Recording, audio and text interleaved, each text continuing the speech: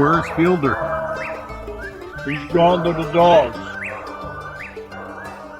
Okay, folks, back at you from Autumn Oaks here. Every once in a while, the stars line up just right. And you get, some personalities come by the booth that you really want to talk to and have wanted to talk to. One of these guys I have talked to before, of course. But, man, I got BK Keiling with the Coon Dog Wear. Yes, sir. BK, you've got a resume a mile long, and I want you to share some of that with me because I know you're deeply involved in the music industry and coon dogs and own the great Apollo dog that won this event. One That's time, right. Here comes a PKC money hunt dog, waltzes up here with the goat, I call him, John Strickland, and ends up winning the whole thing, you know, and all.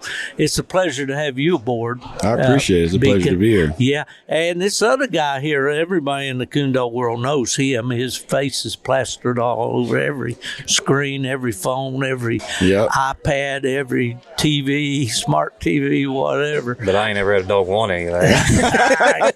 Like BK. Mainstream Media's Josh Michaelis is in the house. Yes, How you he doing, is. Josh? Good to be here, Steve. I always enjoy sitting down with you. Oh, it's always a pleasure. And I miss seeing your booth down here at the end of the road. You just kind of loafing on me We this kind of year. had a mobile booth this year. We just walked around and shook hands and done a few things and had a good time. We always love Autumn Oaks. Autumn Oaks is just a great experience just to get around. I love to talk to the people that have been there for the first time. Yep. They're like, Yeah, they're blown away. Aren't they? Yeah. Really, it is. Well, here we are on Saturday morning. As we look across the building here, our room, we can see the Grand 16 up on the Jumbotron, I call it, and seeing the dogs that were the top 16 Grand Night champions. Some familiar names up there for sure, and I think without getting into all of them, but you just look at there's several. Nick Imel there, of course, he's well known. J.R. Gray, surprise. I hunted with that dog down in Texas. Did you? When we've done the super hunt, and I love the way he moved around. I love the way he done a lot of things, but he never made a tree in 9 hours. Really? 9 hours. We caught him along the Trinity River at 5:30 in the morning, and he did get treed. He did get treed about daylight, and they went in there and got him. And luckily, we stayed with the sheriff down there, and he come smoothed everything over so we get this dog out of his tree. That kind of dog can get you arrested. You ain't lying. But it was a rough night, and nothing was treeing coons, and he was looking, But it was 19 degrees in South Texas, and when it gets down that cold, them coons ain't moving good. But that is a very, very quality animal, and I would not surprise me if it come out on top of the top Grand 16. Surprise, Snooky's cookie. Yes, another very good dog. Another dog that was at the Super Hunt a couple years ago. What year was that? Let's see, it would have been the year Strickland won. Last year was the year. Yep, last year was the year that J.R. Gray was down there just pleasure hunting and hanging out. And of course, little Lacey had been in it, and of course she's out of Willie, so he was down there with Rosedale Frogger Jr. I don't know anything about that dog, but Frogger certainly. Everybody knows Frogger. There's that Nick Imel with Who's Your Daddy? Yep. Yeah. I believe Nick won the PKC World Championship He did in with 2019, a female, wasn't it? 2020, something like that. Yeah. It had a female. Yep. Yeah. What was her name? I can't remember Gina now. or something. Okay, you remember BK? Right. No. Yeah. I can't remember either. Well, okay. I want to pick BK's brain just a little bit here. All right. Let's talk about Coon Dog Wear a little bit. What possessed you to get into the apparel business in the sport after? What? It was funny because when I first was starting out, I was coming to all the hunts, running around, chasing guys like Josh around, and I kept losing all my money. So I said, you know what? I need to figure out a way that when I leave, I'm leaving with some of Josh's money this time. That's right. Yeah. So I was just online and saw it was for sale and bought it. I really liked the logo, and I thought I could do a lot with it. So I said, you know what, I'm gonna grab this and just try my luck, try my hand. Good for you. Well, you've had it quite a while now here. I think 4, going on 5 years. Is that right? Awesome. Yeah, it's the best brand, best logo I've ever seen in the Coon Dog world. I appreciate it. I really like it. I was telling BK earlier, Josh, that I have one of the old original hats, that they put out. They had but it was kind of like mainly the just white T-shirts. I had Right. a green With the logo in the Yep. pocket. Yeah. Yep. Yeah, great deal. Yeah, it's been around since what 93, I believe. So Right. I think right when BK bought that was the first time I talked to him. I was doing, I think, Houndsman XP Houndsman podcast XP, back yep. then. Yeah. And BK calls me out of the blue one day, and back then I was still plowing cable and doing construction work during the day and hunting at night and recording when I could. And I thought, man, who is? I know this guy. Who is it? Then I got to look him up. I'm like, oh, yeah. Well, you know, He's a big deal. I like that guy. He's a good guy. I didn't really get tuned into you, Josh, until I interviewed Lane Denny Yep. for that Yep. Houndsman XP, and he had won the World Hunt Yep. with Emmy, you Yep. know, and he talked about you and your squallers and all that stuff, you know, and that name started to click with me a little bit, you Yep. know. Well, BK, you got another life in the music industry. That's What's right. that all about? So I've been in music for a long time now. So I started with my current client, and it's probably been 15 years. And prior to that, I was doing concerts as like an independent promoter, and so I went over to management for him, and went from doing small like nightclub parties, like 150 people, and now we're doing 60,000 people in the arena sometimes. So Phenomenal. yeah, so it's been a long journey, but it's been fun. When I went to PKC, Larry Meeks was the owner, and Larry was very successful in the trucking business. He was one of the top commodity haulers in the United States. He had at one time 600 semis on the highway. You know, and I told him, and I wasn't trying to blow smoke. I said, Larry, I've always enjoyed being around and talking to successful people. Yep. Because, when you do that, it's not for the name dropping and rubbing the elbow. It's, you learn things from, I admire anybody successful. Right. And I said, I have a cousin that's in the music business country. Oh, yeah. He runs a company called Modern Management out of Nashville. He had, he started out with Diamond Rio. He had Kenny Rogers at one time. He had Sarah Evans. He has Josh Turner. Oh, wow. Some of those, you know. So I know a little bit about, Right. but he started out as a sound man, running sound for Diamond Rio when they were called the Tennessee Valley Boys Yeah. or Oh, wow. whatever. But that's got to be awesome. that's a fast-paced world It's out definitely there, isn't it? fast paced. Yeah, on average, usually when we have a show like a concert, I usually have about 400 employees, like 350 to Crazy. 400 employees That's a night, amazing. and that's usually 30 nights in a row. So it's tough. Well, that amazes me because, you're not this hyper, you're Right. a laid back, cool dude, man. Yeah, I try and just How sit do you back and process observe. all that? I bet when he's got 400 employees trying to fill a 60,000 person stadium, he's probably not Thanks as a calm little as he is at these coon Yeah, hunts. I try to be as calm as possible and not wear my feelings on my sleeve. Yeah. Not just try and. The best thing about it is you try and get a team that you can trust to do the right things. And once you have that in place, it makes it a lot easier to kind of get the information out to where it need to go. 100%. Much smaller scale. Don't even try to compare to what you do. But when I went to AKC and they wanted to be on the Coonhound program, I had the opportunity to hire the best guys that I knew of. Right. And I didn't always go out to get maybe the most knowledgeable guys on rules and things like that. I wanted a guy that people respected, that they would follow. Right. I wanted a guy that was straight up honest, a love for the sport. And I was just so lucky. I got Lindell Price. Now, they just named a hunt here on, I think, Thursday night or something. Yep. And it's not a memorial. Lindell's still with us, but he's not doing well at all.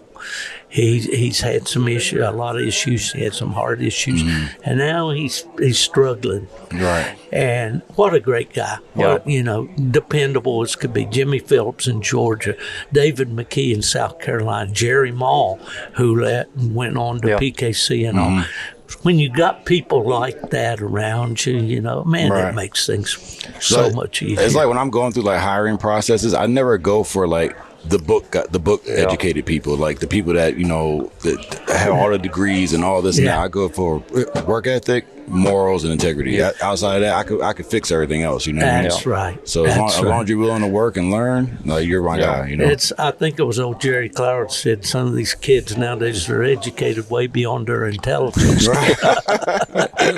I'm one of those kids. Okay, while we're on with you, BK, You got into the coon dogs and you jumped right in pretty big. Yeah, unfortunately, I did. That was a mistake. That was a mistake. So we got some regrets there? No, not so much regrets. It just is a large learning curve. I'll say that, you know. Yeah. And unfortunately, I can't jump in it how I want to, you know. Like at first, when I first got in, I wasn't on the road as much. We were kind of like relaxing a little bit, you know. But now that I'm busy working, I don't have the time to put into my hounds the way I want to. Mm-hmm. So I'm just trying to find a balance right now of, you know, getting it done the right way. Yeah. And actually, I have a good friend, Bubba Cornett, that's been tremendous help now. Oh, yeah. Yeah, so with him, that's a name that's been around a while. Yep. Yeah. So I think with his help now, I should be able to compete with these guys. He's also made some good purchases. He's bought 2 of my favorite dogs, you know, with Lefty gone and Apollo. I know Lefty's getting up there a little bit in age, and so's Apollo too, but the dogs are going to reproduce. That's a good part for a breeding program, as well as just as those animals themselves are 2 of the best that I've ever been in the woods with. I really was like, when I bought those dogs, like I really did it trying to think about the long game. Right. Like I wasn't saying, okay, I'm going to buy these dogs. I'm going to win today, right now, you know? Yes. So I bought them. So, okay, here's my plan. The next 10 years, I'm not going to buy another dog unless it's a female to breed to these guys. I'm only going to hunt dogs off of my dogs, you know? Yeah. So right now, I'm up here, instead of bringing Apollo, I have Apollo's son here. He's a night champion and PKC champion at 12 months old. There you go. So you always say you don't get the dog, you get what he produces, you know? And, well, you know, I'm high on the Power Pack dogs. Yeah. Right. I had the experience working with a kid over in Virginia, you know, that had a pup out of Sean Burden's Cooney Valley Pack dog, which he's a brother of Apollo. Maybe a little mate. I don't know. Were they brother? They made that cross so many times, you know. Does anyone know exactly how many? I thought it was 5. I think it was 7. Don't quote me on that. I don't sure, it but was I think a bunch. And it worked every time. Yeah, every time. Oh, yeah. And this dog out of Pack, and one of Randy Smith's females, Fran, you know, you would never believe this dog would have made it, because he was trained totally by a kid that really didn't, pardon my Keston, if you're listening, didn't know what you were doing at that point. He just take him hunting. And I told him, you got a winner. You got a winner here. Take him to town. Oh, well. Keston's my buddy, but he just don't want the spotlight, you know.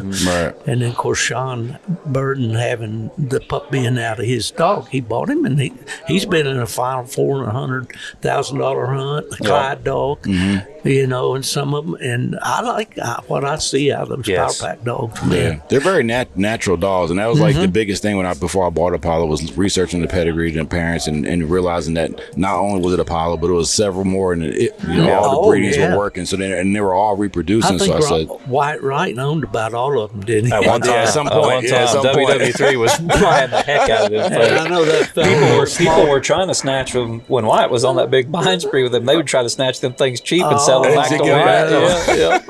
I was doing that. He had me looking for one just to sell him back one. That's right. That fellow down there, he kind of broke in, he's a fellow called Ike Rainey down there in Florida. He's got the homie dog or something. He's out of that cross. There's a bunch of them. There is a bunch of them. Well, that speaks to the breeding right there. When you get not just an outstanding individual out of the cross, you get piles of them like that. Well, so you got I want to get you in here, Josh. Cane Stream. Yes. What's your next big project on that? We're just going to keep rolling like we've been rolling. We've started the Women's Elite Handler Series. Nova cool. Klein and Christine Fields, they had their first hunt in that the other day. That's live on the channel now. We've got more women's hunts coming. We've got more EHS hunts coming. But, you know, we make our big waves when we cover PKC events live and stuff like that. Are you still having your super hunt? Yes, the Joy Super Hunt is still a big deal, and it's moved on to, they've announced the one for Beagles. They've announced the one for Squirrel Dogs as well. Those are all going to be in December.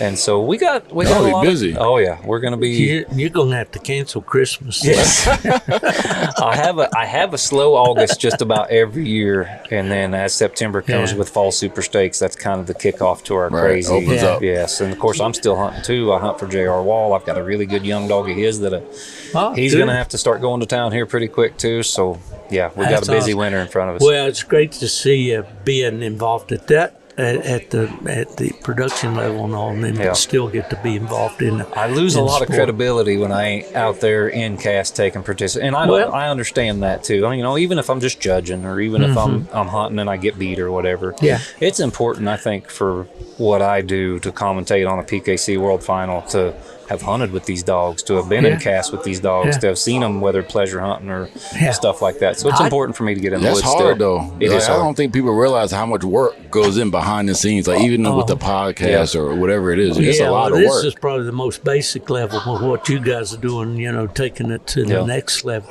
Well, I had that feeling a little bit, and I enjoyed. When I was at UKC, they didn't let us hunt. Yeah, right. You know, you know, I walked along on a lot of casts and world hunts and stuff, but when I went to PKC, I could hunt my dog if I wanted to, you know. And I think that lended credibility. I'll tell you a short story. One night we were kind of tight on judges, and Roy Tramble, he'd always come up to you from behind and start massaging your shoulder. I said, "What's up, Roy?" And he said, "I need you tonight." I said, "Okay." I said, "I don't have any boots." He said, you find something around here. And I walked over to Mike Kelly from Texas over there, and his wife was there. And I said, "You got a pair of number 9s or lacrosse boots, Mike?" He said, "We got some here. We bought out a guy and all." And I got me a pair and put them on. I said, "How much?" He said, "Get out of here." That's just the way Mike was. But anyway, I went out and I judged Ronnie Bone. I judged Jackie Coomer.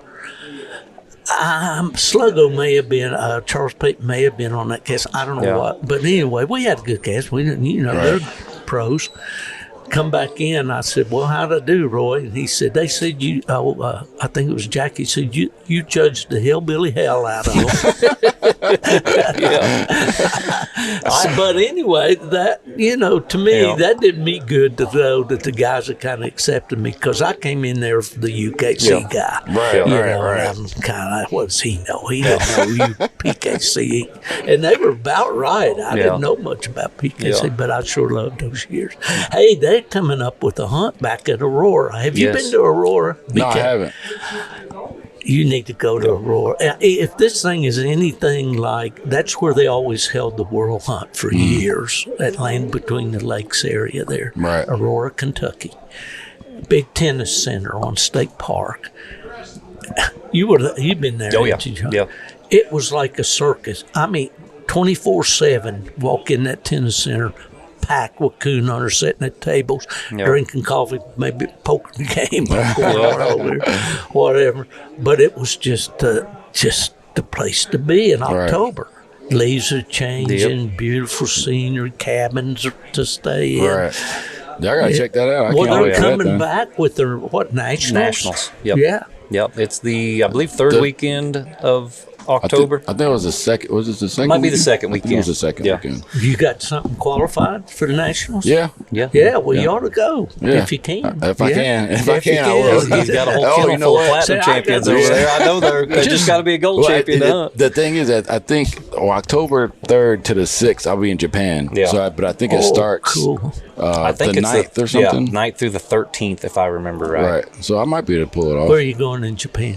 I think I don't know. Tokyo probably is for a concert. I was in Japan for 3 years with the Air Force. Really? I was way up north. Oh, okay. But I came down to Tokyo. It's like 500 kilometers from where I was to Tokyo. Oh, wow. Great. And my grandson got to go on a school trip this last year to Japan. That was awesome. You know something that's crazy? They have a huge a raccoon problem in Japan. Really? Yeah, of our American raccoons. I guess someone imported them there at some point. Well, see, they didn't have them when I was there. They had what they call raccoon dog. Yeah, and it's like a fox. Yeah. Right. We sold 2 pups to a Japanese individual that went to Japan when I was a young man. Or bear hunted. Yeah, maybe, but they did. There's a hound culture over there in Japan. I do know that. Definitely. Yeah. But I didn't know they had the North American raccoon over there. My buddy, somebody took them over there. But my buddy, he lives over there, and he told me, he's like, man, I showed him my logo for Coon Dog Wear, and he's like, man, we got those here. I said, really? He's like, That's crazy. He's like, they're a problem. I was like, oh, okay. Who knew, right? Who knew? That's a new definition of trash panda when you get over there. Yeah. Were you doing anything here, Josh? No, we came And I love Autumn Oaks. And of course, me and Jenna, we drove out here yesterday. His wife, by the way, has been sitting here patiently, Very patiently. like any coon hunter's wife, totally disinterested in what we're talking about. I know I've got one at home the same way. But no, we drove out, we shook hands. I love seeing guys like you and BK and just coming out here and enjoying it. And the weather was going to be so beautiful this year. It's really nice. They do every year, like these major events is like, this is a huge break for me. Like this is my vacation, you know what I'm saying? Yeah. So it's like, I love coming out, just running into everyone, talking to everyone, you know. I talked to my good friend, Randy Smith from Pennsylvania, and he said, next year we're going to rent a camper and we're going to set up out there and we're going to be cooking and all that. We're going to really enjoy it. He wants to get Troy more into the culture. You know, his boys are really loving this hunt. I stayed in the camper out here last year and actually hunted one night. It was 1,000,000 degrees and dogs barked all night. And thank God it was hot enough. My air conditioner ran all the time. I could sleep. I need to get a camper. I think that's the best way. It is. With a dog, I prefer the camper because you're not getting them in and out of the hotel. You're not getting them in and out of the dog box. You can just tie them out. They're comfortable. Well, there's a whole camping culture here with this. It hunt, is. You know, at nighttime, it's turned up out here. Yeah, that's right. Everyone has like they're boxing them in now. They have like a little pit in the middle. I kind of want to get into that. Some of these even tent campers have got some bougie tents out there. Yeah, you see the one over there that has a porch. It's like four story or four buildings, four rooms. It reminds me in a different way of the old Texas state hunt at Fairfield, Texas. They had this fairgrounds and they had all these little sheds built. They were open sided, but they had a roof on them, and they'd rent you that, you know. And the guys would put their carts there and all, and they get there. And there's a domino game they play in Texas called 42. I don't know if you ever heard of it, but there'd be 42 games going everywhere. In Texas, I learned you go to the Coon Club, you got to sit down and play 42. You go coon hunting with somebody, we'll turn loose here in a bit, but we're going to play 42. But anyway, it was just that whole atmosphere, that whole culture, little fires going and all that stuff. Yeah, I need to check it out. I need to get myself a camper. The only thing I'm trying to figure out is how to haul my Coon Dog Wear trailer. You need to get one of those, what do they call them? What do they call those trailers that's got a space for an toy RV? Toy haulers. Yeah. I seen it actually because I'm a camper nut anyway. So we drove around yesterday. We're not camping this week, but we drove around yesterday and looked at all the campers. They had a toy hauler, really nice toy hauler with just a slide out. Oh yeah, yeah. So you get all the Coon Dog stuff. I've been looking all all day today. I've been looking online. Well, you know, my wife and I, we're of course retired, and talking about that, and do we want to get a motor home and travel around? Well, I pretty much got my travel itch scratched over the years, you know, every weekend. But, you know, the greatest blessing to me, guys, is I grew up in a little old town in West Virginia in the mountains. We didn't have any coons. I was probably close to being married before we ever had a licensed UKC hunt. But we had a club and all that stuff, and I was secretary and treasurer of the club. And from the very smallest, most humble beginnings, I get to sit down with guys like you and sit here and talk and meet everybody. Strickland, you know, the other.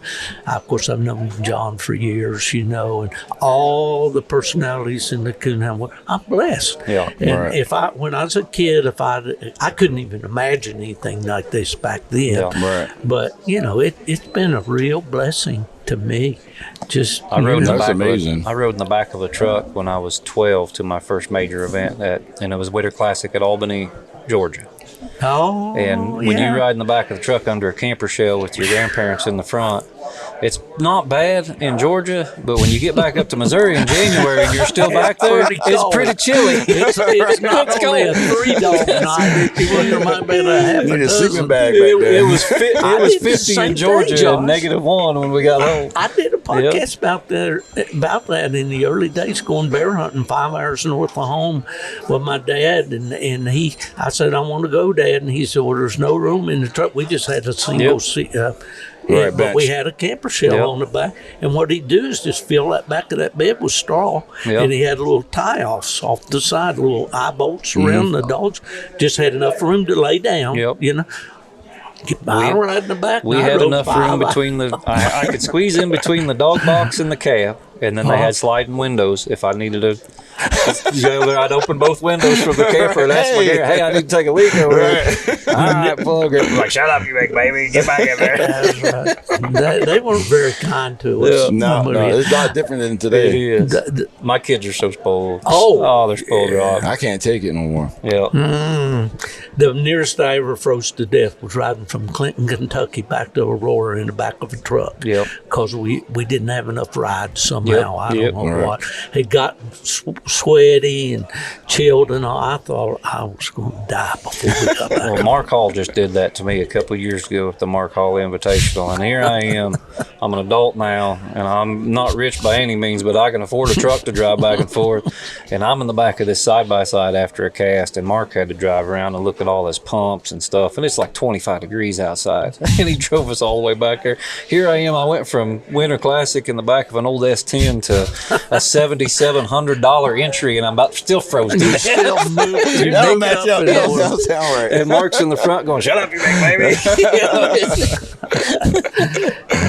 Good So it times, doesn't they change call much. it. You know, good time. Well, you got some hunting around you there. Now, do you live in Georgia? In Georgia. I live in Okay. McDonough, Georgia. McDonough. Yeah, Okay, yeah. you're outside Atlanta. Then Yeah, in it's that about general 35 area. miles south of Atlanta. Yeah, yeah. I mostly hunt in Sparta, a small town called Sparta, Georgia, Okay. in Hancock County. That's where I do most of my hunting. I got you. Well, it's good. And you live in a coon zoo. Yeah, he has out there everything. where he I'm is. trying to make my way to his house. He's invited me, so I'm trying to make my totally way out agree. there. John Wick knew, but he didn't move to the right part of Missouri, Right. really. No. He moved to Montgomery City on the east side, but Missouri's always had fabulous coon hunting. Yeah. You know, around Columbia. Yeah. It used to Anytime be you get great. north of I-70, you know, out of the hills, which I like. I enjoy the hills in the wintertime whenever Yeah. the acorns are on good. I get There's a it. lot more coons in the Mark Twain than there used to be. You know, you could still go down there and have good hunts. Now, you don't want to turn 4 wild dogs loose in them mountains too bad, but Yeah. 1 or 2 dogs on them flats. You treat a lot of coons down there around Rolla and Jeff City and places like that, but up there around my house, man, we made 4 trees with 4 coons and an hour the other night with 1 dog and drove to every tree, shined the headlights on every single one of them, and you know, it's just You're killing me, man. Yeah, I live in the daggone Dude. jungle. Hunting in swamp. Georgia is tough, buddy. yeah. Some Oh, spots down there is tough. yeah, I guarantee you. And it gets worse in Florida, believe Oh, me. yeah, I believe it. I believe it. Cane Stream's just getting ready to come out with a top 10 worst places. really? It's the worst states to come out. Georgia's on the list. Yeah, I believe it. I bet. Georgia is, as is West Virginia. Oh, yes. I They're used- all fighting to see who's number 1. I had some good hunting about 2 hours from me when I Yeah. lived in West Virginia in the eastern counties. It was only 70 miles, but it was a 2-hour drive and it's crooked road. Right. And we'd draw out. Of course, I'd be carrying the card, and I'd say, "You boys want to go out here and waller around these strip jobs? Yeah. Or you want to tree some coons?" Yeah. Right. Oh, yeah, we want to tree some coons. I said, "We're going to be driving. It's going to take us 2 hours to get there." Ain't no problem. They knew. Good Because time. there was coons there. Right, you know? yeah. And that's the key. You got to have a hunt where there's coons. Yeah. No, for sure. I can't. If I go over 15 minutes, I'm already furious. Dude, I My drive house. an hour and a half every time I cut loose Yeah. almost. I have I to talk do to so that, many too. people like that, and Yeah. now that Jeremy, my brother, of course, he's hunted all his life too, and he's in the horses now, and he's not really coon hunting any, and he lives 15 miles from me. Probably takes about 17, 18 minutes to get there, and he's got tons of hunting around him yeah. too. And every time I'm in town, all them people, we got coons everywhere. Nobody's hunting them. I can't do nothing with them. And I'm like, well, it's 20 minutes from the house. That's too far for me. They just look at me like I'm crazy. I had that deal in Michigan. I had an overlay I kept in the behind my seat. All my farmers' phone numbers. Yep. Some of them wanted you to call them. Some of them didn't care. Right. Some of them wanted you to knock on the door before you went in. But I had 30 spots within 15 miles of me. Yeah. Yeah. Any direction I wanted to go. It's Right. not like it now there, Yeah. but well, fellas, I know I'm cutting into your Autumn Oaks experience and need to let you go because you got bigger fish to fry than me. I know that for sure. But You're the biggest fish in the He place, definitely Phil. is. I, Come dude, on, I told man. him before I came over here, the first time I came over, I said, every year I come, I try and come to talk to Yep. him. And there's a line stretching out the building. well, man, if I see you next year, I'm gonna say, "Hey, BK, up here." Jump to the front. In front of the line. Come on up here. I come over here one time, and him and Strickland were both back here. And I thought, well, there ain't no sense of There's this no peasant sense. going over there. I'll just leave these two famous people be. Old John and I, we go back when he's hunting a blue dog in PKC Bay back in the day. Yeah, I was just talking to somebody, saying that I thought he was the greatest competition mind in the sport, and I believe that. I think that nobody else thinks about it like he does. Right. And they started calling him the GOAT. I didn't say he was the greatest of all time, but I do think he's got probably the sharpest. We give him heck all the time about being the GOAT, and he always gets mad at me. Shut up! You just quit it. You just quit it. Well, what's your immediate plans for the future? Anything you want as a parting shot? Just going to get around and Just going to get around. We're going to hunt. Don't We're going to take any keep puppies filming. home. Yep. That's no. Oh, Jenna perked Boy, up at she that woke one. up there, didn't yes. she? She's been looking for a red bone puppy all Really? weekend out here. No. Yes. But every time my daughter comes, I end up with a furry mutt every single time. One time at Grand America, I ended up with a mutt and 2 rabbits. 2 rabbits. You can get anything at the Great American. Anything you I want. bought a cattle dog there one time. Oh, Took yeah. it home. Thought I could have a blue healer. I talked to you Yes, about you it. did. You did. I thought I could have it in the house in a retirement community in Oh, no, Florida. they're a lot. Boy, was I wrong. They are a lot. I love a healer just as much Oh, as I do I a do. coon dog, but they are a lot. They're great dogs. My kids, fortunately, when they come out to hunts like this, all they see when they see dogs now, because they've been raised around them all their life, and we've had kennelfuls all their life, is they see another kennel to clean and another dog to feed, and they don't want no more dogs. So they're good on the dogs. Nothing that eats or poops. That's right. That's right. That's right. BK, it's been a real pleasure to Definitely, talk to thank you you. for the first time on here, and I hope we can do it again and again. Yes, You know, as long as I keep moving up in that line, we can do it every time. That's right. Yeah, we're going to have to get a VIP section. There we go. For you guys. Josh, it's always great to talk to you, brother. Same with Respect you, too. so much what Yep. you do. Thank you. And both with Joy and with your media. Yep. Cane Stream, cool name. Yep. Definitely is. Coon Dog Wear, cool name. Very cool. Yeah, so you guys are very, very much honored to have Thank you. Thank you very much, We're Steve. just as honored. Yes. Okay, fellas. Have a great day. You too. Thank you. Good morning. Coming to you live from Autumn Oaks in Richmond, Indiana. The beautiful Wayne County Fairgrounds. The Creator made just a perfect day for us here. The skies are blue. People are walking around in shirt sleeves. Nobody's wiping sweat that I can see, which is the normal case at this time of year down here. But my good friend Nubbin Moore is with me. We traveled up from Alabama. I started off in Florida, of course, had 2 days of travel, and then this is our second full day here at Autumn Oaks.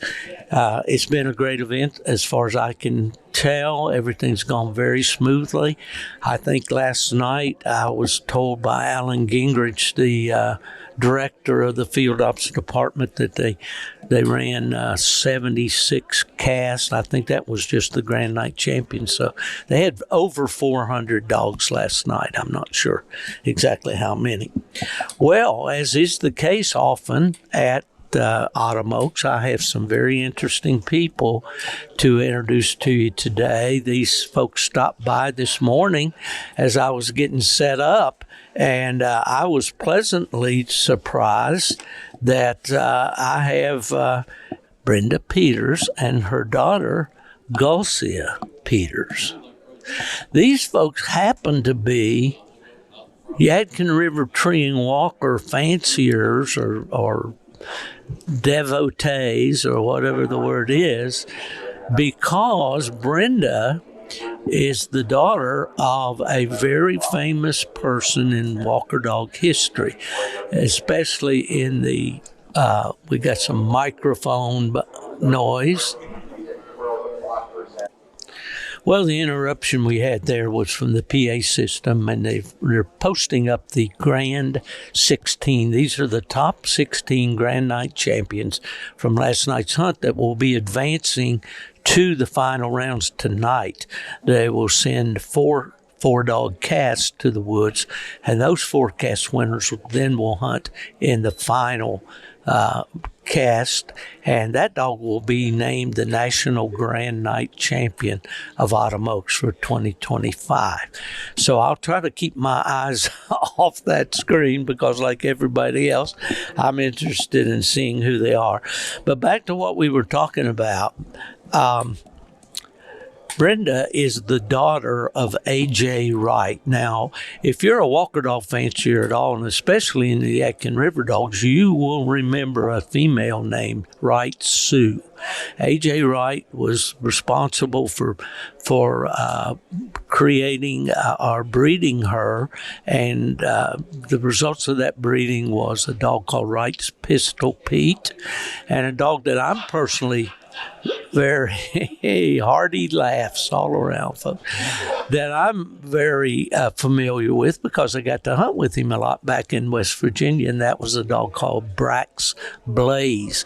And Blaze was a tremendous coon dog, big Walker dog, big Blaze face.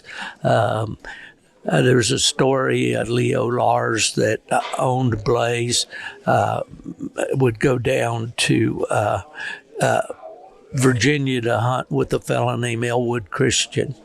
And Elwood would say, Leo, old Blaze is stomping his feet.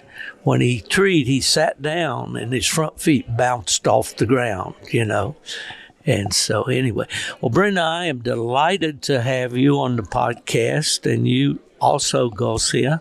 And I'm just interested to know, when you were young, did your dad have the dogs at that time? I remember Sue well because I would always be so excited when she would have puppies, and of course I would go play with them. And sure. I keep having these thoughts these days for the first time that I, could have had it a long time ago. I was just thinking a minute ago, my father should have paid me because I got those puppies socialized. So when they, were sold, they were friendly little critters. Well, you come from a generation, as did I, although you're younger than I am, that parents didn't give a second thought about having us do work, and there was no mention of pay in the process. At least in my case, it was fun. Oh, yeah.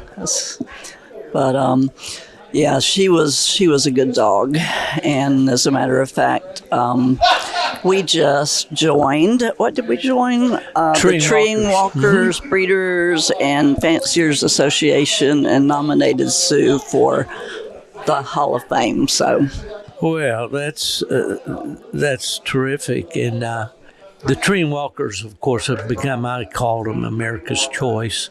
They were just so well adapted to this format of night hunting that the hunters came up with after World War II. And because of their foxhound roots, they were fast. And this is a contest of speed and time and all. And so they did exceptionally well in that regard. But I wonder if your dad ever took you hunting with Sue. Actually, he took me hunting twice that I remember, and that was enough at that time as a kid. Yeah. Because once was in the heat of summer and, sweating, and he'd be ahead of me letting the branches hit me in the face, and then I remember going home and we didn't have AC at the time. We had a ceiling fan, but it was great, and I just would go home and lay back and have that ceiling fan going. We were up on a hill, so we got a good breeze. But anyway, and the other time that I remember was in the dead of winter with snow. And so after those two experiences, those are the ones I remember, and I was not clamoring to go back anytime soon. But now because of my daughter, we've kind of gotten into this whole coon dog thing, and which is why we ended up at Autumn Oaks, which is why we now have a direct descendant of Sue, the fifth great grandpuppy from one branch of Sioux and the 6th great grandpuppy from another branch of Sioux. And my father would always say, they're not pets, and once we got Maverick and he got bigger, and of course I was in California working during his puppyhood, so when I came back he was I picked him out at 4 weeks old, but was not around when my daughter went to get him at 8 weeks old and missed his young puppyhood. So when I came home, he was he was an older puppy, and he continued to grow. He's like 72 pounds now, I think, maybe more. And I would begin to see, maybe this is why he said they weren't pets. Because this dog never settles down. He's got so much energy, and he goes out in the backyard and sniffs along the fence where the squirrels have been, and then he'll start treeing something that I can't see up there.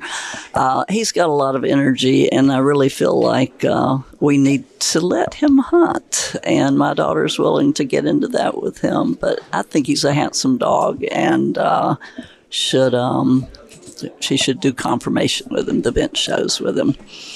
Because, yeah. Well, Gulsea, what you're never supposed to ask a woman her age, but how old are you now? 24. 24. Okay.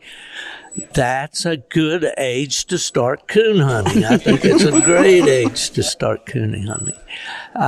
What's the attraction for you besides your mother and your grandfather being involved in all this? How does that trickle down to you?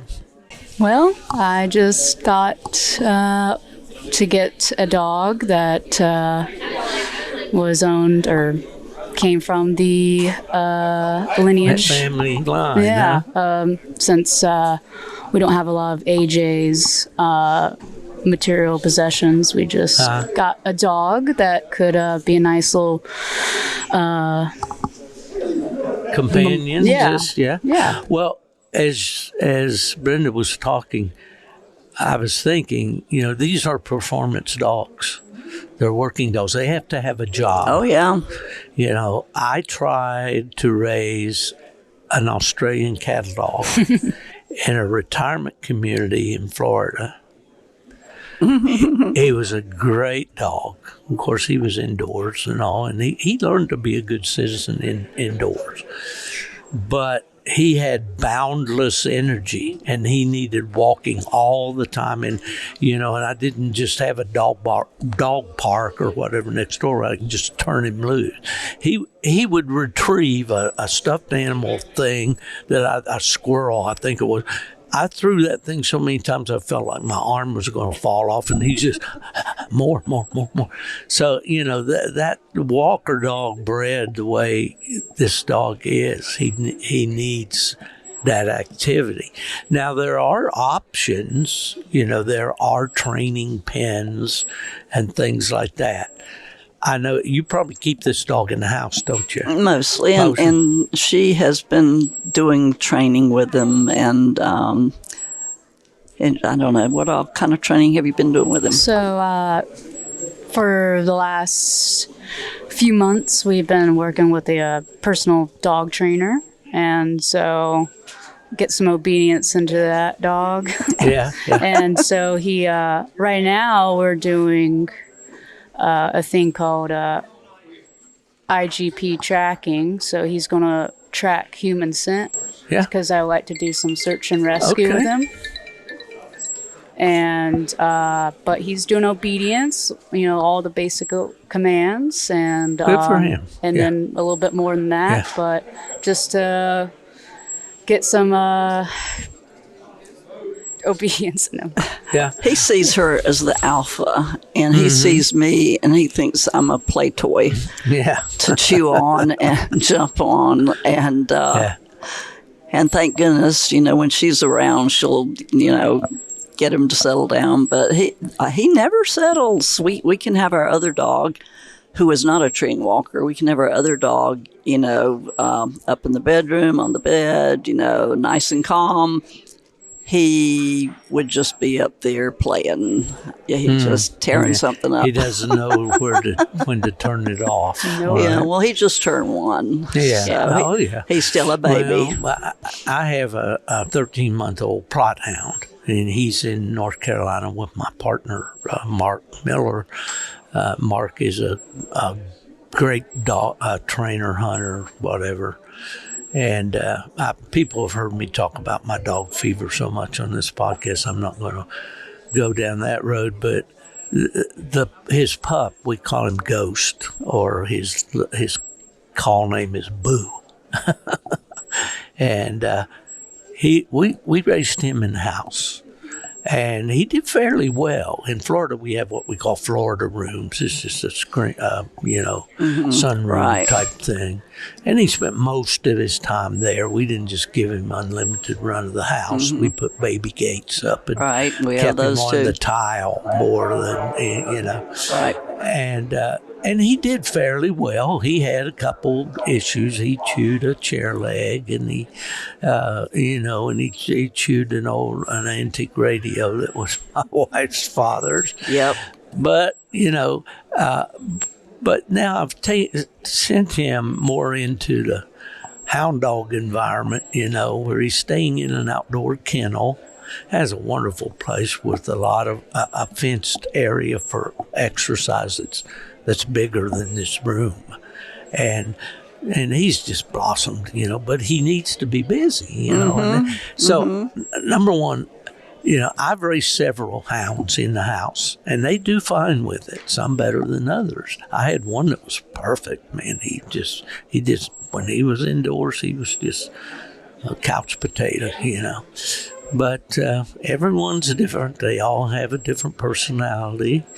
Patience is the key, especially with these dogs. But it's hard for these dogs, and we talked about this a little bit on a personal level earlier. It's hard for these dogs not to want to be involved in everything that's going on, and it's kind of strange now, because when we take the dogs out now, like one of these casts that hunted last night, when you turn the 4 of them loose, back in your dad's day, Brenda, the dogs all hunted together. They, what we call packed together, like a pack of coyotes or something. Not that way now. Over time, they have evolved. They're very independent. They don't want to be with the other dogs. Interesting. They did not know that. They just go to the 4 points of the compass, and that's why it kind of makes it difficult for old guys like me to keep up with them, because a dog may tree over here a half a mile away, and then another one tree this distance a half a mile away. Well, that's a mile. And there's a lot of walking involved nowadays. But, that's cool. And we're not going to let Maverick go until we get a tracker on him. We don't want to lose him. You definitely need that. Back, when my father hunted, didn't have those things. And I remember, he always said he had to work during the day. He had a construction company, but he loved to hunt. So what do you hunt at night? Raccoons. I remember when he would hunt all night and go to work the next day with no sleep. Been there, done that.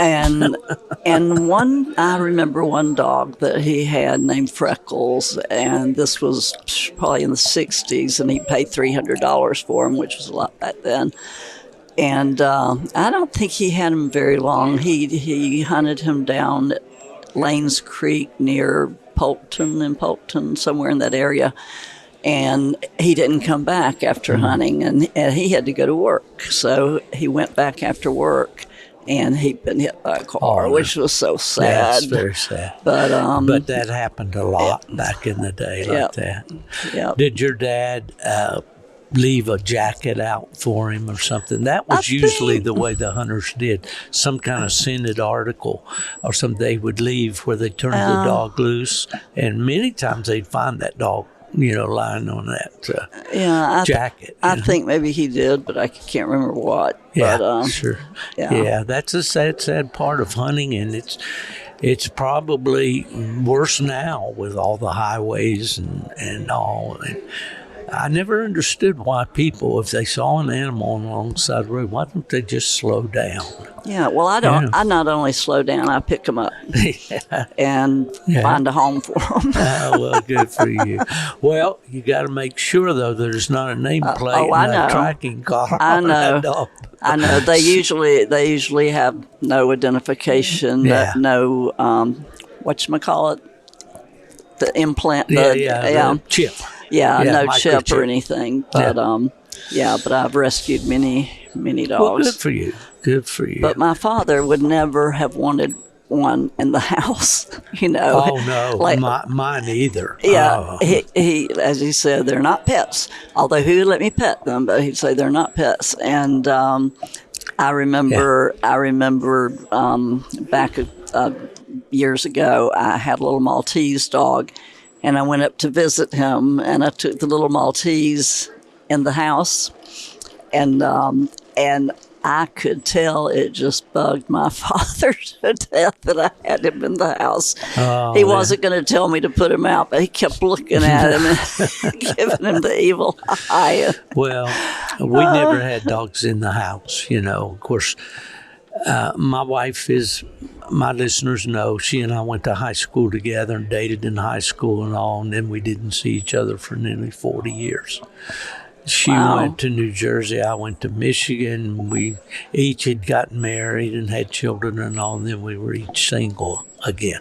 And we got reacquainted through the internet. That's a good story. Through a classmates.com, just a short little email. How you doing? I wonder if you remember me, yada, yada. And of course I did. She was always a lot of fun and all. But I found out that she was a dog person. She loved dogs. You got something flying around there? A gnat. Trying to get in your eyes? Well, anyway, she'd had several dogs down through the years, but her favorite had been a dachshund. Oh. And so we have a dachshund now, and we're gonna have another one here within about a month.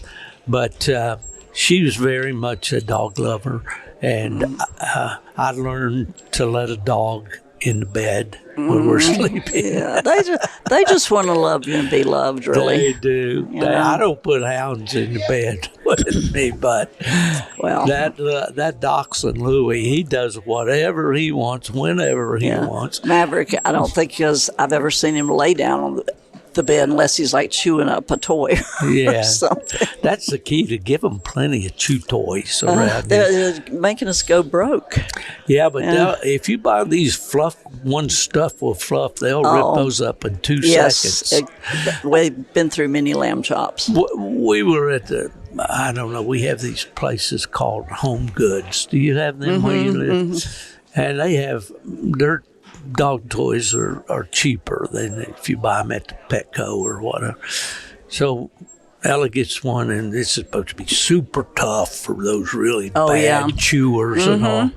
We brought that home to Louie, and he had the stuffing out of that in about 2 minutes. Yep. I just ordered some little teddy bears that were advertised for the toughest chewers ever, like 4 months, and it looks like it's hardly been touched, And Maverick had the head off in 5 minutes, and so I let the people know, and they're like, well, can you send us pictures? And this is where I should remember their name and advertise them as not. My daughter saying no. Anyway, they said send us pictures, and we did, but they have not responded since then, even though I've said I would like my money back. They have to know, But hounds particularly are, they're chewers, and they rip and tear, carnivores. We've been trying to find things they can chew on that will last for a while. We have the hooves and the antlers, and we just ordered these mumbies or whatever, which are like these big pieces of wood. She gets these. They're sticks, but they're made. What is it? It has some. It's not banana. It's something like that it seemed to last, But the listeners out here are saying, "Where is this conversation Okay, I'm sorry. No.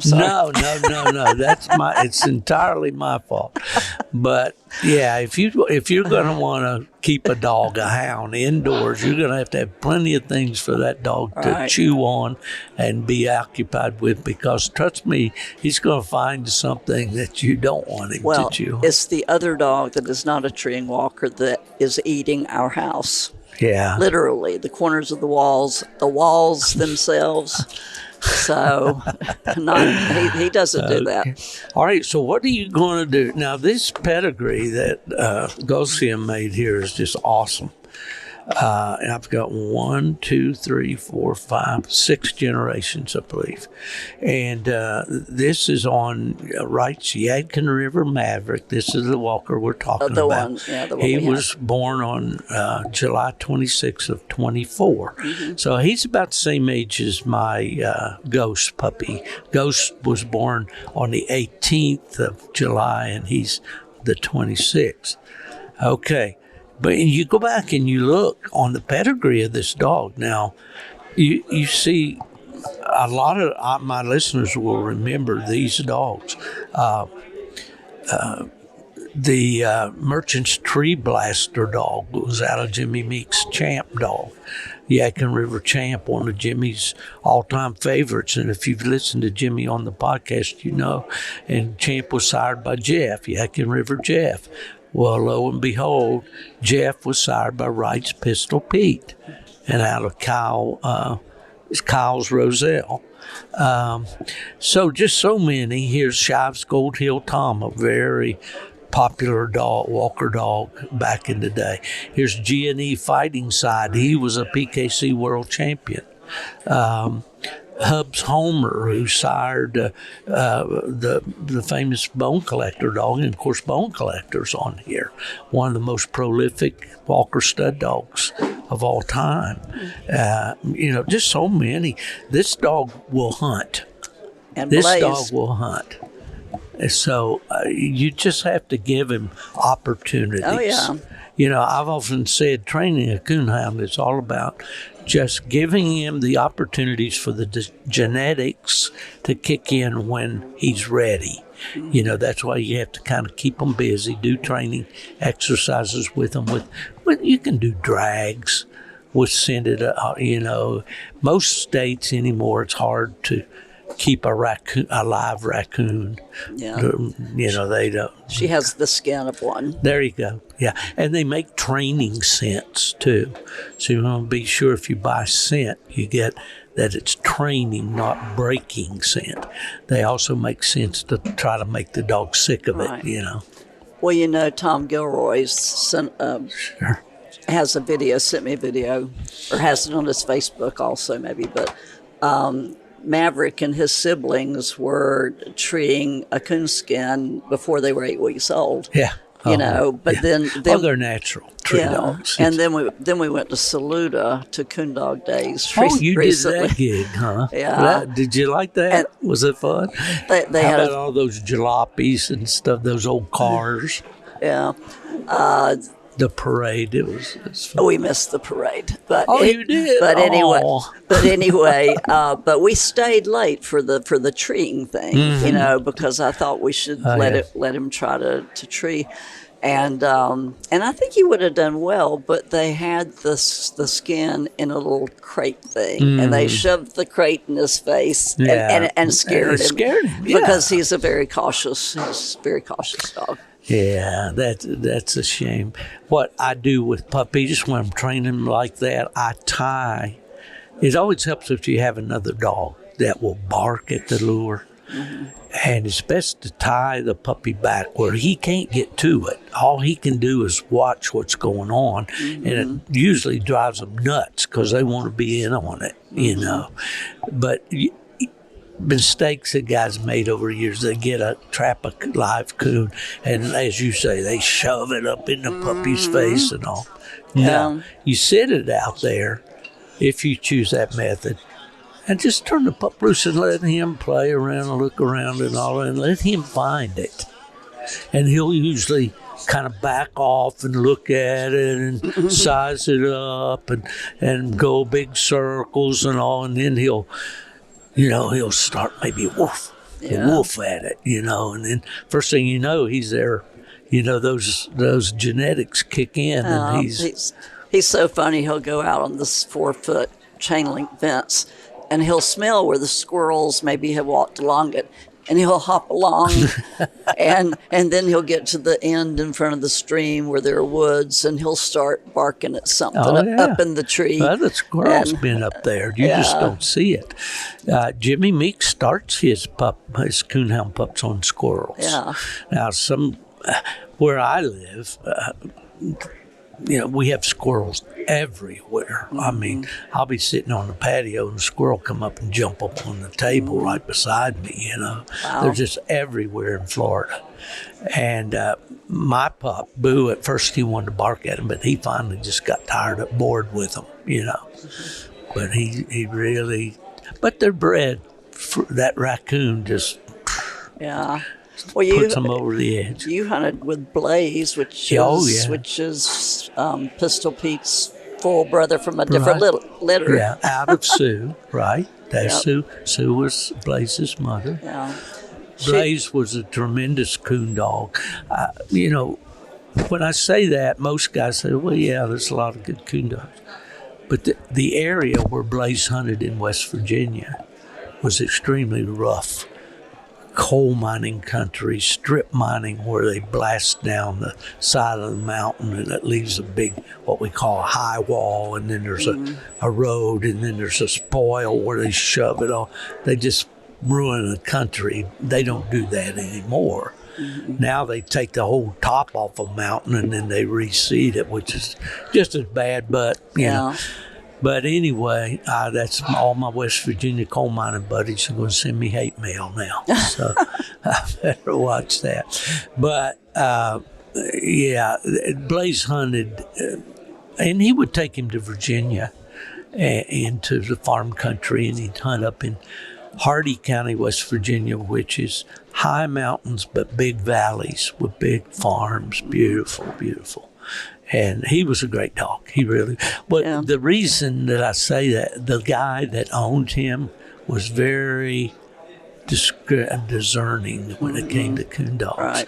And he once told the story of being up in Hardy County, and as hunters usually do when they're off on a hunting trip, they drive around during the day looking for new places to hunt.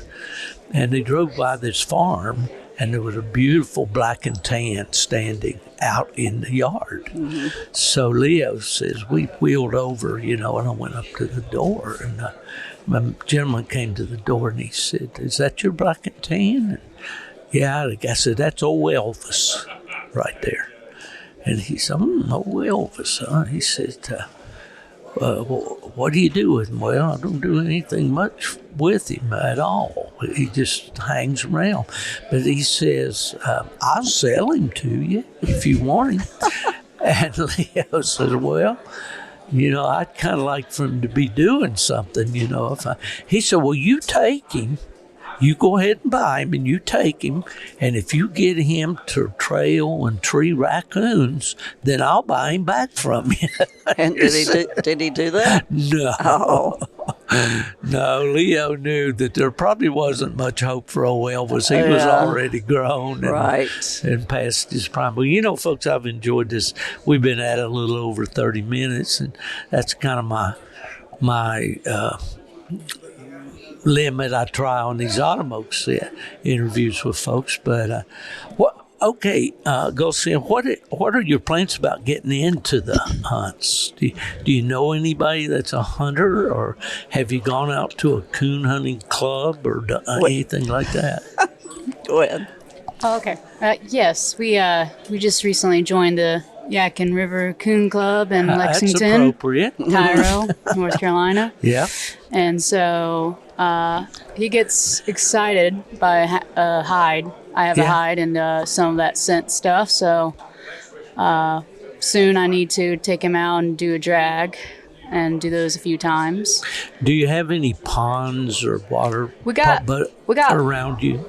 We live in the city, so we got a little river nearby, but I probably need to take him to some woods that has a river or a little creek going by. Starting with, a retrieving dummy like you use for labs. Give him to and you may need to put him like on a flexi lead or something where you've got not just turn him loose. If you do turn him loose, for goodness sake, don't do that without having a GPS collar on him. But those things, those water races that they have, swim races, have you seen any of those yet? I haven't personally seen them, but I've seen videos of them. Yeah. That's what I remember most from the competitions I saw when I was growing up with my father. Where they had the live raccoon in the cage and they dragged it across the pond and pulled it up on a pole. They do that and now with a hide or a stuffed raccoon. They use a lure instead of a live. I think a lot of my childhood vacations may have been going to national coon hunts. In fact, we may have been here before. I seem to remember coming this direction when I was a kid. Right. Well, I know your dad was active, in the events. And all. Well, that's a great way to start. Go to the club, and when they have coonhound events, take him along and let him just watch a time or two if you want, And then this pup that we have, his sire was a natural swimmer and a really good one, and he made grand water champ. He made a grand in all 4 disciplines, in night hunts, bench shows, water races, and field trials. And now he's a grand 2 in the night hunts and in the water. I'm working on him more. But anyway, he was kind of a natural at it. Well, his son, Boo, he's following in Dad's footsteps. He's just a year old, and he's already a water champion, already a field trial champion. But they just seem to, it's just naturally that desire to chase. I told her yesterday we should take him to a pond or lake because I think he'd like to swim. He's so funny because she has a water bottle that she used in training him when he was a puppy, and she squirted him. And he is still afraid of the water bottle. Yeah. But he will get in the kiddie pool with and I'll have the hose squirting it into his mouth, and he goes nuts. He loves that. He goes absolutely nuts. It was always funny with me how the dogs would go out there to swim rivers, a tree and a downpour rain. But if you keep them in the house and it's time to go out for a potty break and they feel a sprinkle of rain on them, they want to tuck tail and head back in the house. Yeah. Thank goodness ours aren't afraid of the rain. But she got all this started. I mean.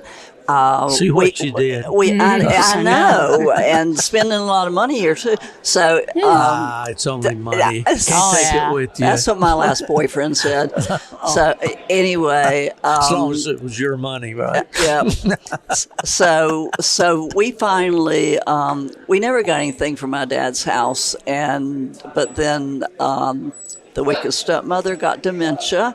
And the person taking care of her sent a box, just a little cardboard box, that had a couple of plaques in it that weren't in good shape, some pictures, Pistol Pete's registration.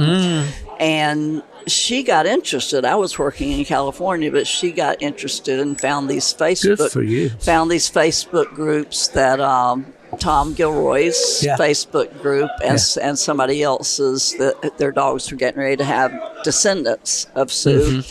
And so I just thought, it would be so neat to have, one of Sue's descendants. And but now I just thought as a pet, but I'm seeing, as my dad said, they're not pets. Yeah. And so she's really gotten into, she knows more about coon hunting now than I do, and coon dogs than I do. Inquiring minds. Yeah, she's good at the research. I'm sure. And I hate to cut this interview short because you guys have been delightful to talk to.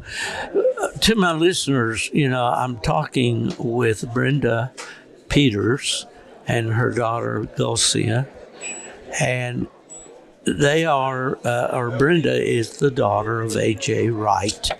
A.J. Wright was very prominent in coon hunting, appears behind the Yadkin River Dogs, all those out there that love the Yadkin River Dogs. And, you can't talk about them without mentioning the infamous Rock or the very famous Rock River Sackett Jr. dog comes down from those dogs as well. So anyway, I want to thank you, Brenda and Gulsea, for spending some time with me here at Autumn Oaks, and I'm going to point you to the show barn because I know you want to go over there and watch the dog show. And I also want to wish you the very best with Maverick. I look forward to hearing good reports. I think you might. Well, good. So, all right. Well, thank you folks so much. well, thank you. Thank you. All right. It's been a pleasure. Enjoyed it.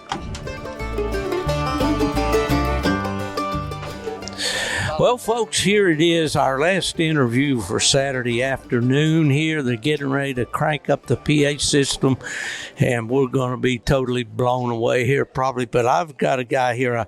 I've done this man wrong, and I'm going to make a public apology here. I've got the man from Elite Nutrition, Chip Kohser, and we were supposed to do this thing this morning early, 8:30. Yeah. I told you I'd meet you here at 8:30. I lied. I did not get here till probably 10 o'clock because I was fighting demons in the internet over at the hotel. That's what you want to tell the public. That's fine. It might have been other demons. I don't know. I heard that you might have been out late last night. I don't know.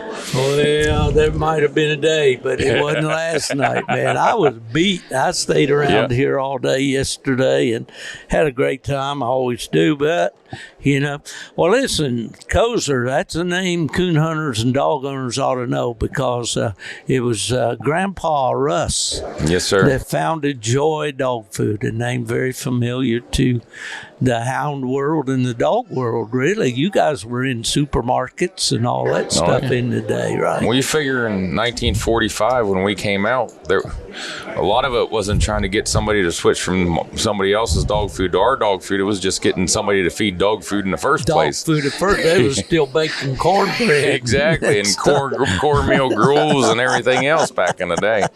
So it's dog food has definitely come a long way since 1945. I think I asked you this before, and I don't remember what you told me, but the first remembrance of Joy that I have, my dad fed it back in West Virginia, and I think it was called Chunks of Joy. Yeah. And if I'm not mistaken, it came in like a polyurethane bag or something. Mm-hmm. You could see the dog food in the bag. That was one of our big marketing gimmicks back in the late 60s, early 70s. It wasn't like see-through like you would see like a Ziploc bag, but it was a polyethylene line that you could see through, and it was like you could, so that way you could see how good the quality was. But it was like a 3/4 inch by 3/4 inch chunk. Big chunk. Yeah, that was a 21% protein, 10% fat.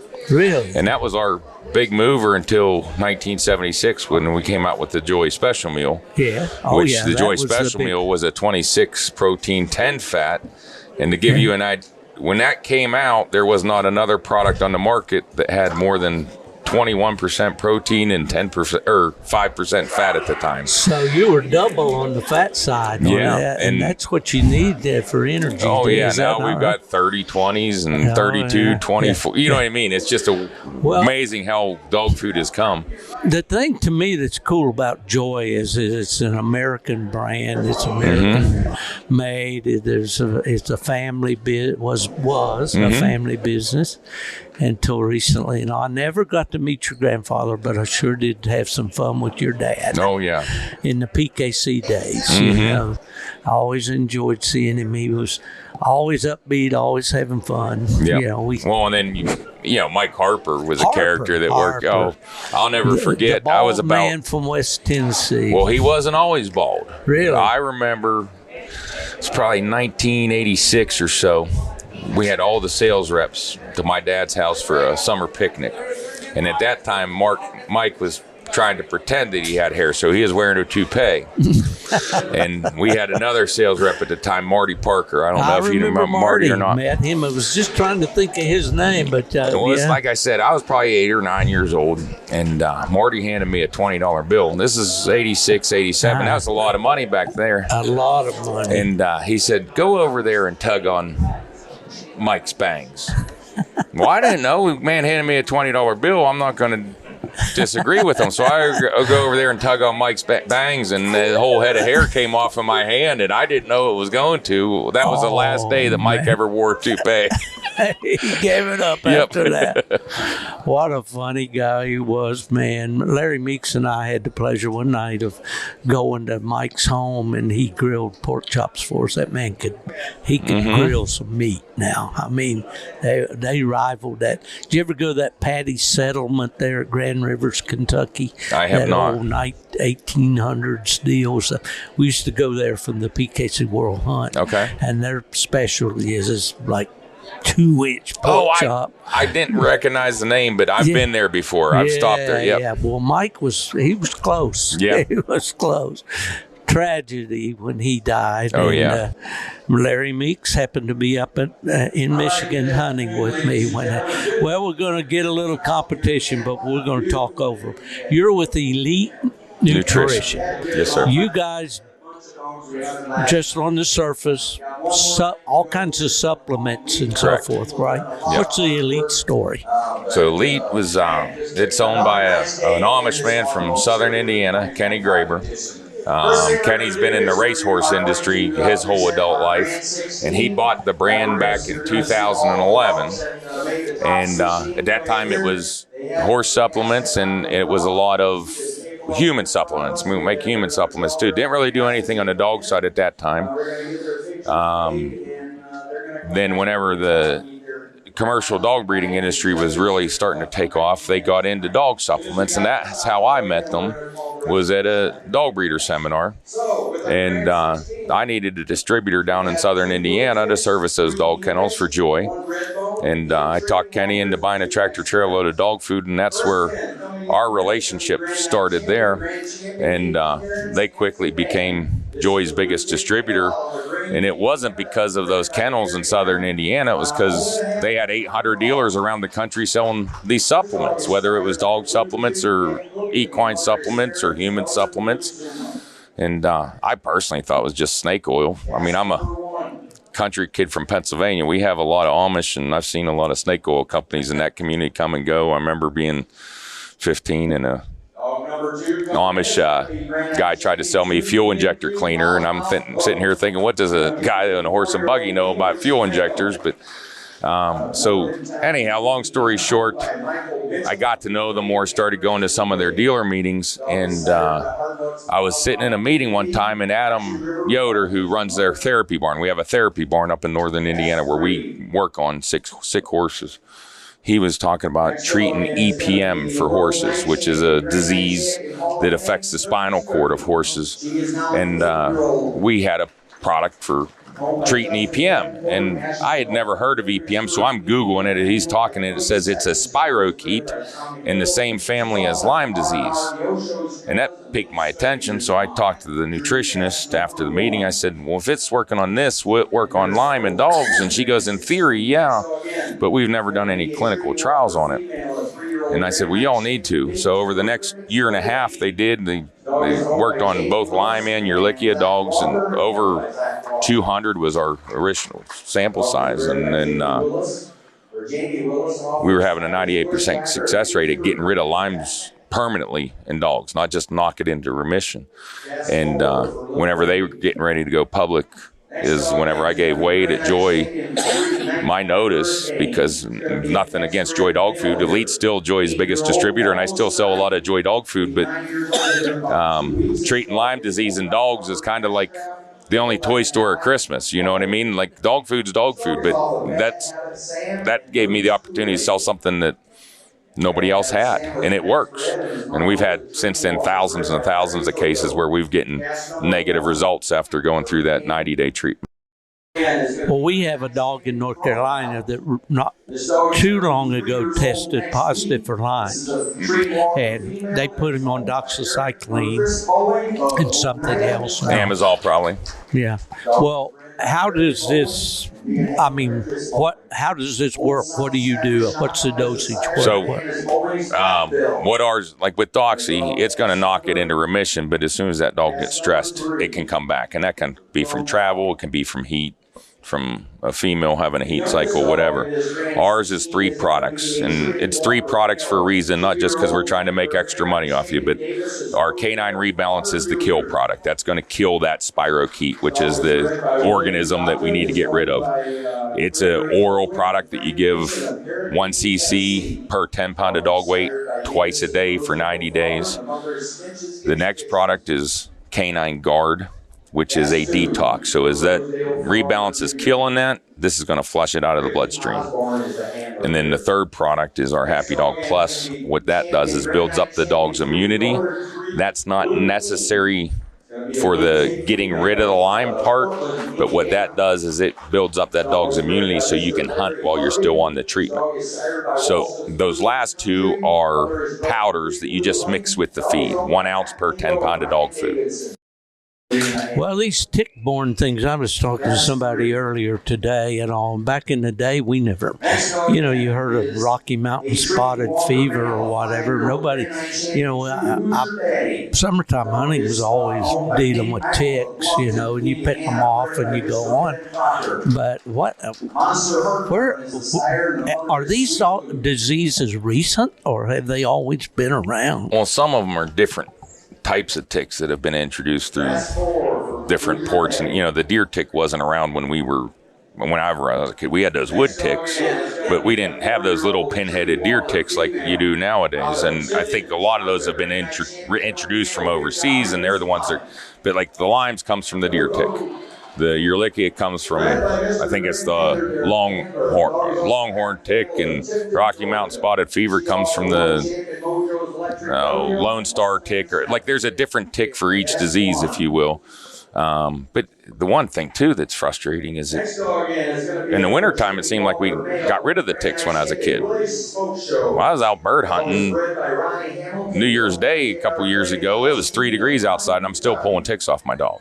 I don't know if these ticks have become superhuman ticks or what's going on, but it's definitely become a problem. It's climate change. Yeah, exactly. It's climate change. I think some of it could be that as our dogs continue to get better and better, and there's more money on the line, we start paying attention to our dogs aren't performing. Where we might have put it up to my dog wasn't in shape 10 years ago.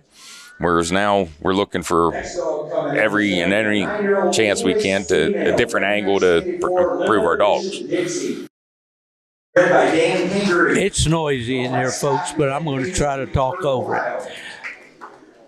Question comes to mind. I think like the sporting dog community, bird dogs, labs, all those people will probably be more apt to grasp these concepts and want to treat their dog. How well has the Coonhound community really kind of stepped up and said, okay, this is something that, are they getting involved? Yeah. To give you an idea, I mean, would have been 2 years ago today was the first time we came to Autumn Oaks, and I sat there at a table in Tippy River Dog Supplies booth and talked to people or whatever, but we might have sold $800-900 worth of product all weekend.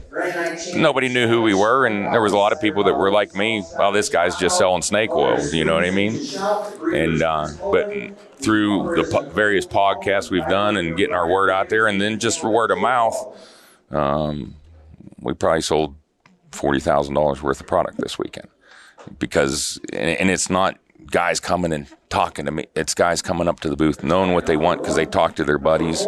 Or now, as even more so than last year, people were coming up and buying our human stuff because they realized we were right with their dogs, and now they want to fix their own selves too, which is exciting. I mean, I had a guy come up to me yesterday, and it was funny. I actually told Mark Zepp this, and he laughed. He came up and goes, "That Elite Electric Boost has done more to change the coon hunting industry than anything else in the last 40 years." And I said, "You do realize Garmin's like been in the last 40 years?" He goes, "Well, that doesn't count. Garmin's in a league of its own." You know what I mean? But like, I had to remind him that Garmin was a new invention. Yeah. I once did an article like the top 10 best inventions in coon hunting. You know, of course, Garmin was one, and there wasn't even a close number 2. I never forget whenever I was a kid, back before even the beep beeps. One of the first times I went coon hunting, we were down in some swamps in Maryland, and took forever to find the dogs. And then once we found the dogs, we couldn't find the truck, so we built a campfire and slept out overnight. And daybreak came, we were 50 yards from the truck and didn't even know it. Kids today don't ever experience that kind of camp out with their daddy. You know, Chip, it's just great to be able to visit with you. I wish we had a nice quiet room so we could really break this down. I need to call you so we can because I want to talk to you more. Absolutely. About things. I think if it's good for coonhounds, I'm all for it. You know, and I know that your company is doing things to make dogs healthier, and that's very important to me, and I'm sure to everybody else. Absolutely. We have a great sponsor on this podcast that's doing similar type things. I know you guys have different products and so forth. One of your products that I think has really caught on with the coon hunters is this thing that my friend Randy Smith's so crazy about. The Electro Boost? Yeah, Electro Boost. Yeah. For keeping the dogs cool and keeping them hydrated, keeping them cool, especially in these hot summer months. One dose of that Electro Boost is the equivalent of the dog drinking 2 gallons of water. And what makes it, there's been 100 electrolyte products on the market over the years. What makes that product unique is it increases the red blood cell count. By increasing the red blood cell count, we're able to get more oxygen to the muscles to cool that dog and help that dog recover. I can sit there up in our therapy barn. We have one of those thermal imagers, and I can sit there and watch that body temperature on a dog drop in 15 minutes after a dose of Electro Boost. That's amazing. That's amazing. Well, Chip, it's great to talk to you as always. I again apologize for standing you up. As I told you earlier, I'd rather be stood up by Steve Fielder and be in his debt than the other way around. So you're too kind. Chip is always a great time when we get together, and probably maybe see you at Grand American. Maybe I might send Galen Cooper to Grand American this year. Galen's a good trip. And the reason being is we have a bobcat season in the state of Pennsylvania. And I've never gotten a PA bobcat. And it always overlaps with the Grand American. So I might go bobcat hunting and send Galen in my stead this year. I think that'd be a wise choice. I was up actually to speak at the UP Bear Houndsman meeting one time in Michigan with Joe Hudson up there, and I had a flight out at 12 o'clock or 1 o'clock out of Escanaba back to Kalamazoo, and Joe said, "Well, let's go cat hunting in the morning. We'll have a chase. Maybe we'll kill a cat." And so we found a big track. I mean, you could lay a 12 gauge shotgun shell down in that track and have plenty of track around it. It's a good sized track.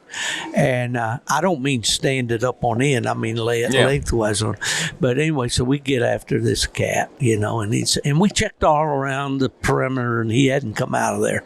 So we knew he was in there, Well, long story short, we ran that track, and I kept watching.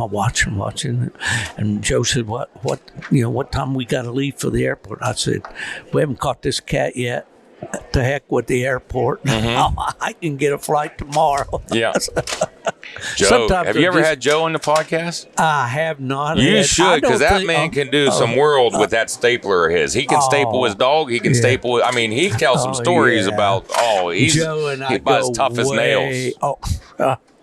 Tough as nails is right. He's been broken up and crippled and all this, and you think, well, Joe's done, and He's a great guy. He and Yeah. Nancy have been longtime friends of mine. Good people. I've been up there to hunt with them several times, bear hunting and stuff. Okay, Chip. Well, it looks like it got quiet in here just about the time we get ready to quit. Well, I think they got quiet because they heard us talking and wanted to hear what we had to say. That's right. Yeah. That's right. Well, anyway, best of luck to you with the elite, nutrition. Elite. I talk about what? It's all right. It's been a long time since you've been in school. And I only went about a mile when I did. Yeah. So, and that was in West Virginia. Yeah. So you got to add What part up of West Virginia was home for you? Southern West Virginia, Raleigh County, Beckley, West Virginia, okay. on the Interstate I know where- 77, yeah, 64 know right where it's comes at. through Yep. there. Yeah, that's where I grew up. That's where my wife grew up. And, coal mining country. Yep. I'm like I've been actually hunting down that way, and one thing about that area is I don't know how with all the timbering and everything that went on in West Virginia, but there are white oaks down in that neck of the woods that acorns are as big as my fist almost, and the leaves are the size of saucer. I mean, it's really good mass crop. Oh yeah, yeah. And when the mass crop hits, it's really good hunting. When it doesn't, forget it. Yeah. They move out. They go to Virginia or Kentucky or somewhere. I don't know. But we always follow the mass crop. If we're going to have a good mass crop, we'll have a good season. You know? But well, those good times. All right, Chip Kohser from the famous Kohser family, founders of Joy Dog Food, now with Elite Nutrition. Chip, it's been a joy to talk with you. Thank you, bud. Appreciate it.